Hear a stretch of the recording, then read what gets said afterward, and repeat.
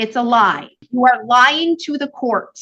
I You am are not, lying madam. to the court. What? Yes or no? No, Yes or no? he has never been able to all tell me I that. need. Stop. You Because talk when I tell you to talk. Otherwise, you shut your mouth. You are lying to the court right now. It's easy to see. You are lying to the court. It's a yes or no simple question. Does he pay $500 a month that you wrote down on this sheet, or does he not? The answer is no, or I will hold you in contempt and you could be sanctioned with jail. Ms. Annabis, please update the court as to where we are with Mr. Shaddis and what the DOC is requesting. Mr. Shaddis is currently unemployed. He has his sister for assistance. He needs family for assistance on day-to-day activity. From the knowledge of that was received from Minnesota, he does monthly visits over the phone. He is compliant. However, in regards to his restitution that he owes, which is $481,308.72, and his release in 2023, there has been no payment made. From his budget worksheet, I do see that there leaves no room. However, to make the victims feel whole, the department is requesting $254 a month. Right. 481,000 and change. Okay. All right. I'm trying to find restitution. I cannot even find a restitution order. Go from 2014. We do have victims here. I know we're in victims' rights compliance. And I don't have, this is such an old case. Did insurance not cover anything? I do have a victim would like to be like this. The victim can speak if they know about Paul and Christine Stavney or Stavney. I'm Christine. Christine, and I know your husband passed away. I recall that. That's why I was hesitating. But it says $429,273.50 is payable to you. Did insurance not cover the house? Insurance covered, I don't remember what, but yes, we did receive insurance money. But I don't know. But so you received insurance money, but was that the full value of your house? I don't believe so. Because back in 2014, I mean, unless you were in a mansion, to me, it seems like the insurance company paid out and that you should not have been ordered. It should not have been $429,000. Okay, restitution breakdown. I'm going to the transcript. It looks like insurance was gone really thoroughly over. All right, well, I can't find that Judge Cutts, he went thoroughly over insurance in all aspects because there were multiple insurances and then you needed to go to high risk insurance and that there were some medical and other things that insurance didn't cover because you had AAA as well as other things. So it appears in the sentencing hearing, which also had a restitution hearing attached, insurance was gone thoroughly over. Ooh, 8,000 comic books. They had 8,000 comic books. Gotta be a lot. All right, I can have a brief statement. Who was providing this? Okay, so KS. Yeah, okay, sure. Thank you. Anytime? Yes. Okay. Thank you for your time, Your Honor. And as was said, the court had ordered restitution of $481,000, and it continues to have a financial impact on us. The house is not paid for, and I'm not able to retire yet. And we just respectfully request the court to enforce the restitution order, and we're just simply asking to receive what has already been determined is owed to us. And I thank you for your time and your attention, Lord. I was gonna say, sorry, I'm nervous. That's okay. All right, thank you. All right, is there anything else that you would like me to know? Everything else has been fine? Okay, thank you. status, if you can come up here and get to the microphone, please. Can you raise your right hand? Do you swear to tell the truth, the whole truth, and nothing but the truth, so help you God? Absolutely. And you are Naomi Status, you are Mr. Status's sister, Yes. and you are his payee? Yep. And so you are responsible for accounting all of the income he receives and expending all of the expenditures and amounts that he owes, correct? Correct. And so how long have you been doing this? He was approved in April of 2025. We did not receive any payments until I believe it was the end of July 2025. Did he get back pay? It comes in installments, and I believe there has been 2 installments. And how much were those installments? I have those records right here. Allow me a moment. In 2025, he received $12,063.27. So that includes back pay and payments that he received. That's total Social Security? Total Social Security for the year of 2025, realizing that he did not receive any funds at all prior to that. And how much is he receiving a month in payments right now? Well, as of April 10th, it says you will receive $464.10 for April. After that, you will receive $667 on or about the 3rd of each month. I have a copy of that document here if you would like one. Under oath. I take the free word. All right. And where does he currently reside? He resides. I'm gonna ask and get some, she has a copy. I don't know if you want to give me a copy of his monthly budget, otherwise, so I can look at that. Because I'm just gonna ask you all these questions that you've probably already filled out before.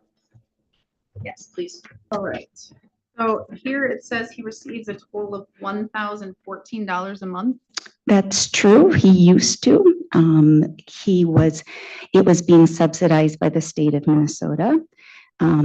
They asked us to renew that information in March, and we sent the information in.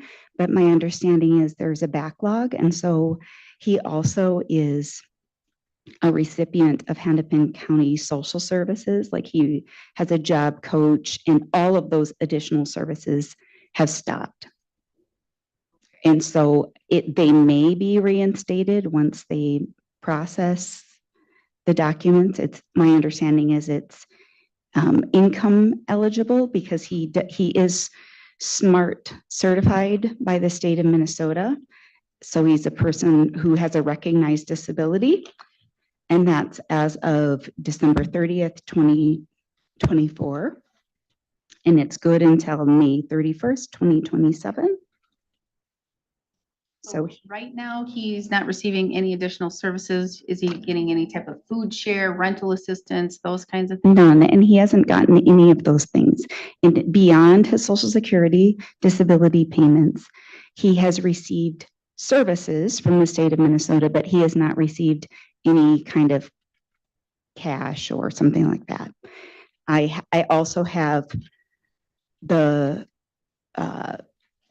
case plan from his case manager that would have been accurate through the end of March, if you would like to look through the services that he's received. I may, but for right now, is there a reason why he hasn't applied for a food benefit?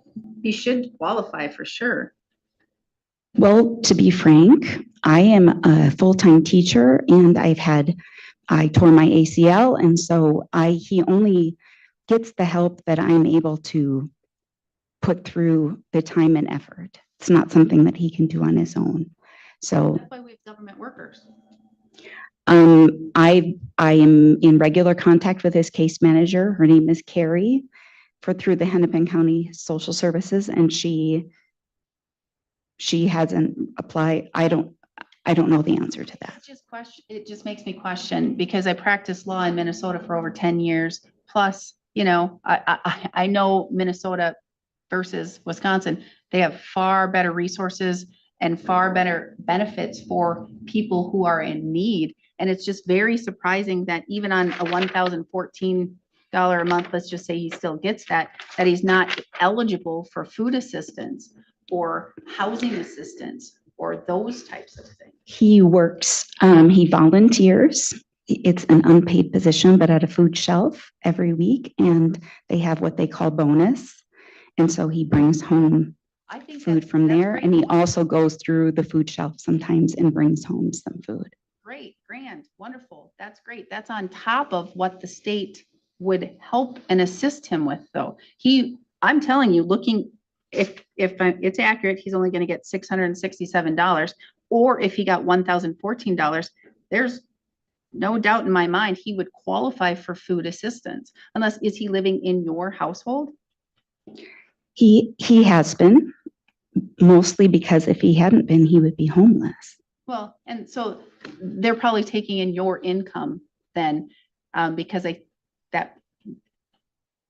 But if you're temporarily laid off, or if you're on some type of FMLA or something, that could come into play, but, he should check to see if he can apply for food assistance. But if he's living with you, you're at the Goldenrod Circle? Yes, that's Okay. my dwelling. All right, and so he lives with you and he pays you $500 a month in rent? That is You're under the oath. budget. Yeah, you're under. That is the budget. Yes or no? When, Yes or no? He pays you $500 a month in rent every month. Yes or no? s- Yes or no? Yes or no? There's no thought about it. You have it written down on this paper. You're under oath. Does he pay you $500 a month or not?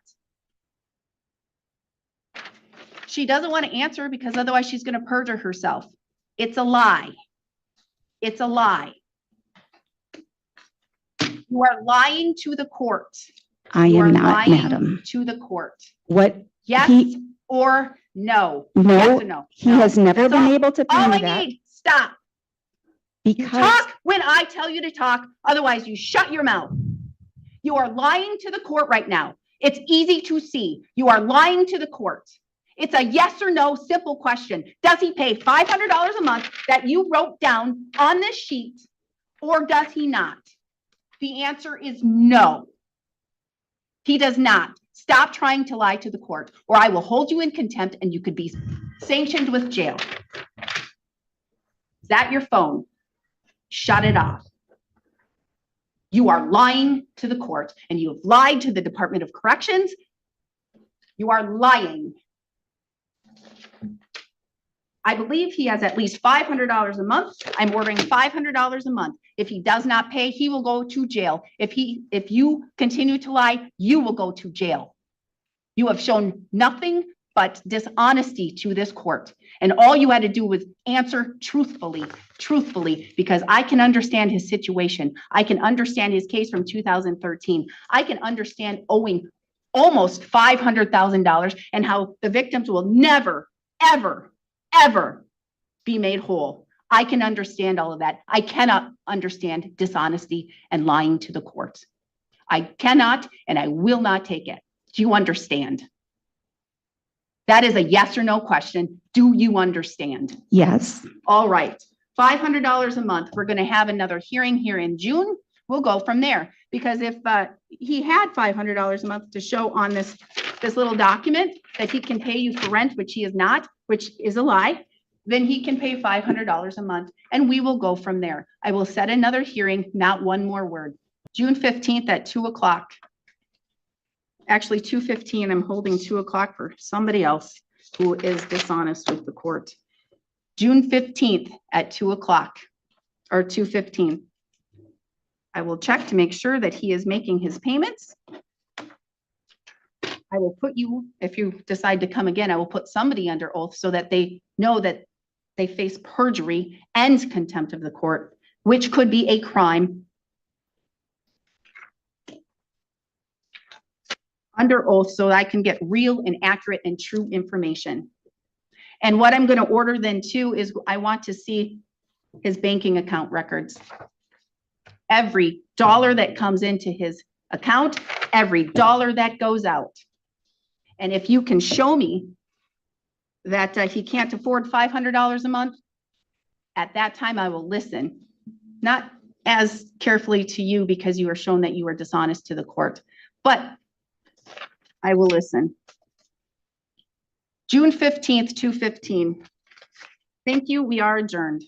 Under Wisconsin Statute Section 973.20, restitution is a mandatory component of sentencing and remains enforceable post-release as a continuing financial obligation to the victim. The court retains authority to review payment capacity and impose reasonable schedules based on the defendant's financial circumstances, including income, assets, and earning ability. In this proceeding, the court evaluated compliance with a restitution order totaling $481,308.72. While the Department of Corrections proposed a lower monthly contribution, the court focused on the credibility of the financial disclosures presented. Inconsistent and inaccurate reporting regarding expenses undermined the reliability of the defendant's claimed inability to pay. Under Wisconsin Statute Section 973.05 and related enforcement authority, the court may modify conditions and require structured payments where there is evidence of available income or misrepresentation. Based on the record, the court imposed a fixed payment obligation of $500 per month with explicit notice that non-compliance may result in sanctions, including incarceration for willful failure to pay. The matter is set for review with required documentation, including banking records, to reassess financial capacity and ensure continued enforcement of restitution consistent with statutory requirements.